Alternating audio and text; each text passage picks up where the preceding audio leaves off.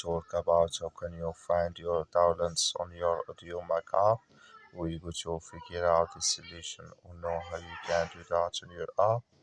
So you just follow this ways, then it's going to work with you. So all you have to do, so you just go down here. You go above your my library here. Just click it this sign here. When you just click on it, it's going to take you to this list here.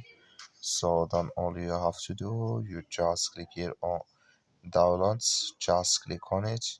When you just click on it here, it's going to take you to this list here. Then here you will find all downloads you have. In here you will find local, in here not on device. Here can you find it? I have no downloads, but if you have any downloads, it's going to show for you here in this list. That's all you have to do. Thank you for watching. Don't forget to support us by liking and subscribe.